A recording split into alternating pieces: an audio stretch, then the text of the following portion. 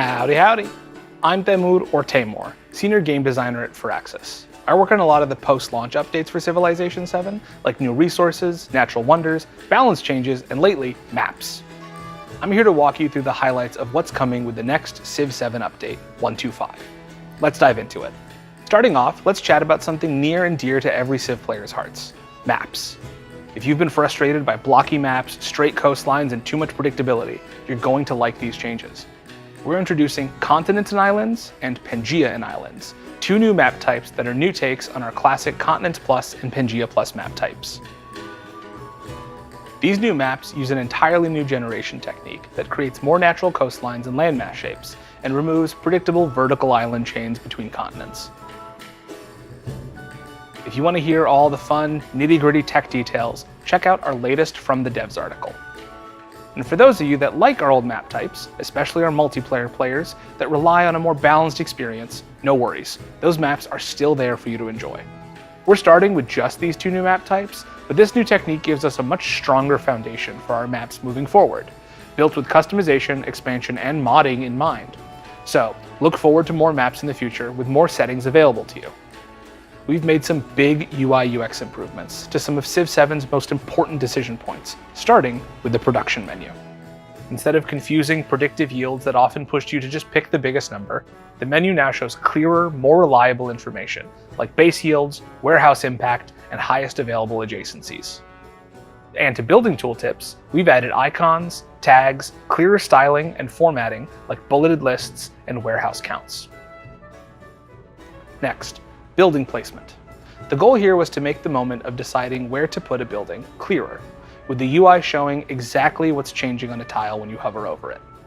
You'll notice new arrows showing yield gains and yield losses, featured tiles with strong yield offerings, and a clearer building slot icon. The side panel now updates in real time with settlement changes or overbuilding effects, and if you're the type who likes a full breakdown, there's an expanded view with all the before and after numbers. We won't tell you the best tile to pick, that's still up to you, but the UI should take a lot of the guesswork out. And finally, growth events. These now share the same look and feel as building placement, so things feel consistent. When your settlement grows, the panel clearly lays out your options, like adding an improvement or a specialist, and gives you the same kind of real-time previews and breakdowns. Specialists are also easier to track now, with clear indicators on how many you can place so you know when you're underusing or maxed out. If you want to dive even deeper into the changes, check out our From the Devs article on UI. Civ has gone through a lot of rapid changes lately. New content, campaign options like continuity, bug fixes, and plenty of tweaks. With 1.25, we're kicking off step 1 of a broader, game-wide balance pass. The goal here is to strengthen the foundation of Civ's core loop. We want your choices, your Civ, your leader, and your turn-to-turn decisions to matter more. And we want the map itself to have a bigger impact on the way you play. Here's what that looks like. Buildings now scale in cost, 5% for each other building in the same settlement, and 10% for each other city in your empire. At the same time, buildings have had their base yields increased. We want what you build to matter just as much as when you build it. You'll especially feel this on higher difficulties where more intentional choices really pay off. We've also removed the generic stacking percentage bonuses that you can get in games from city-states, resources, and the attribute tree. Instead, you'll see more static values.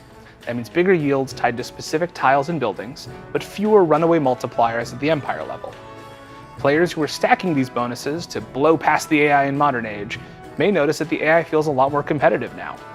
Gold pacing has been solid in the early game, but was snowballing way too hard in later ages.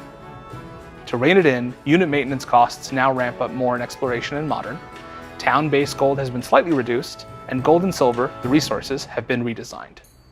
We've also updated all unit maintenance costs across all ages, which means that maintaining a larger army is now a conscious financial decision.